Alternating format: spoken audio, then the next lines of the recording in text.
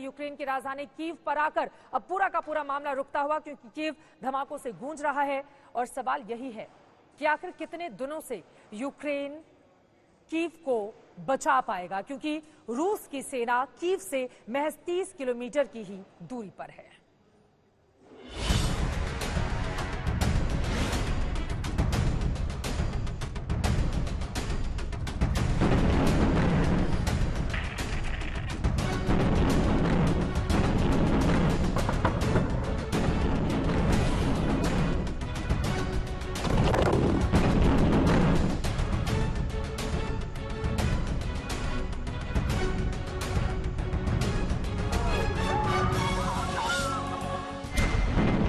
ये कीव की लड़ाई है जो अपने साथ तबाही लेकर आई है।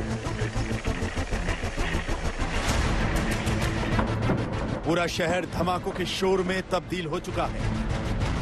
आसमान में धुएं ने सूरज की रोशनी को छिपा दिया है। रूस और यूक्रेन की सेना के बीच संघर्ष जारी है जो कीव को छलनी कर रहा है। जंग के तीसरे दिन घमासान थमने का नाम नहीं ले रहा। आज कीव एयरपोर्ट के पास बहुत बड़ा धमाका हुआ। इस धमाके में कई इमारतों को नुकसान पहुंचा है।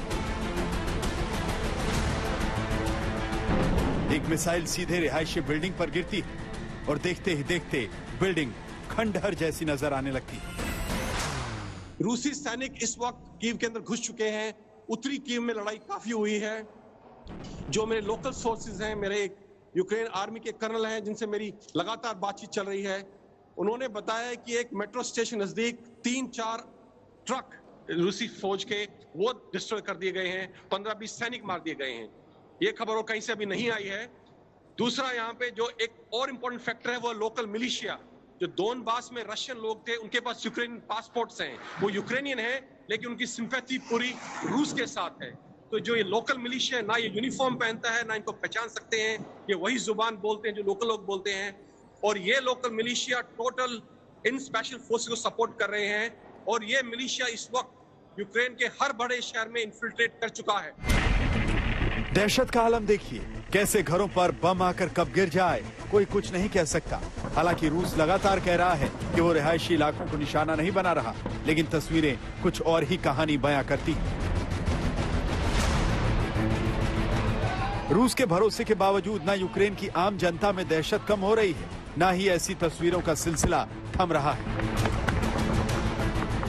No roads have been shelled, no civilian, and I want to show you something right now. Look at this military here. Yeah. You see it outside? Yeah, absolutely. We got that shot. Lot of they are firing on us, I think. They are firing. They are firing on us now. Because I tried to show them on the camera. Okay, you need to go. Don't stop, bro. Don't stop. You need to be very careful. Please don't point your camera anywhere, Rajesh. Please take all precautions. Kyiv और आसपास के इलाकों से लगातार धमाकों की आवाजें आ रही हैं। सड़कों पर रूस के टैंक हैं। आसमान में रूस के फाइटर जेट हुंकार भर रहे हैं। कहीं आग नजर आ रही है, कहीं धुएं का गुबार, कहीं जान गंवा चुके लोगों के शव हैं, तो कहीं जख्मी लोगों की जिंदगी बचाने की जद्दोजहद। दोनों सेनाएं पीछे हटने को तैयार नहीं, वहीं दोनों ओर से लगातार दावे किए जा रहे हैं।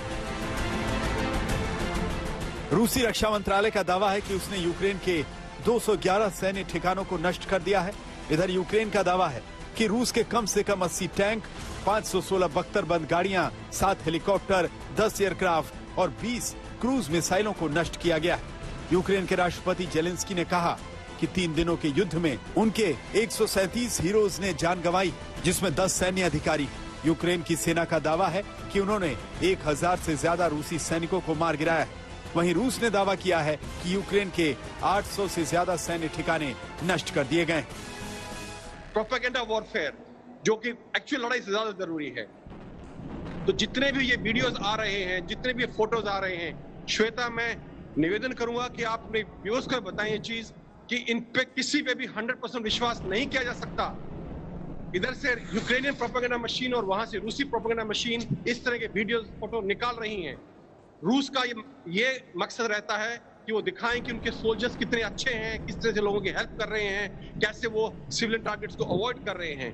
जबकि यूक्रेनियन प्रोपेगेंडा आपको ऐसे फोटोज और वीडियोस भेजेगा कि सिविलियन बिल्डिंग्स तबाह कर दी गई हैं, लोग मार दिए गए हैं, अभी फायरिंग शुरू हो गई, आपको धमाके की आवाज आई हो तो इसका दूसरा इंपॉर्टेंट पहलू है प्रोपेगेंडा वॉरफेयर। और मैं आपको फिर दोबारा बोलता हूं कि ये वो लड़ाई नहीं जो पिक्चरों में देखते हैं, हजारों सैनिक और टैंक चले जा रहे हैं, कब्जा किए जा रहे हैं। पूरी जंग अब कीव पर आकर रुक गई है। 3 दिन में कीव धमाकों से दहल रहा है। वहीं यूक्रेन के राष्ट्रपति ने साफ कर दिया है कि वो पीठ दिखाकर भागने वाले नहीं है। Всім доброго ранку, українці. Зараз в мережі дуже багато з'явилось фейкової інформації, що, немов я закликаю складати зброю нашу армію і йде евакуація.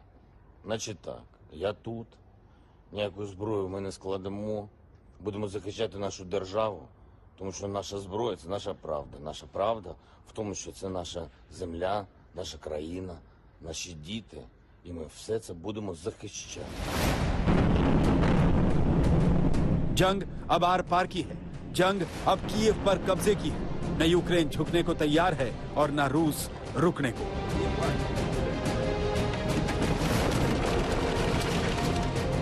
मारियुपोल कीव के रास्ते से गौरव सावंत के साथ राजेश पवार, आज तक।